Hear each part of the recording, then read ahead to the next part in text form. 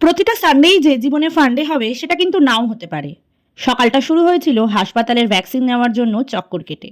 একমাত্র হাসপাতালেই গেলেই বোঝা যায় তোমার ঈশ্বর তোমায় ঠিক কতটা ভালো রেখেছে। এদিকে দেখো, আমাদের তো জীবন নিয়ে অভিযোগেরই শেষ হয় না। হাসপাতালে আসার কিছুক্ষণ আগেই আমি ভাবছিলাম আমার থেকে কষ্টে বোধহয় পৃথিবীতে আর কেউই নেই, কিন্তু এটা কিন্তু সত্য কথা না।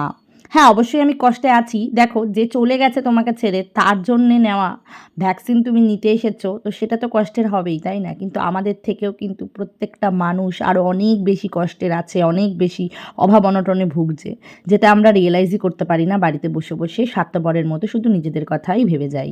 একে ওকে তাকে নিজেদের জীবনের কষ্টের কাহিনীর গল্পগুলো শুনিয়ে হাস্যকর করে তুলি নিজেদের লাইফটা। আজকে রিয়েলাইজ করলাম নিজের জীবনটা ব্যক্তিগত রাখা কতটা প্রয়োজন।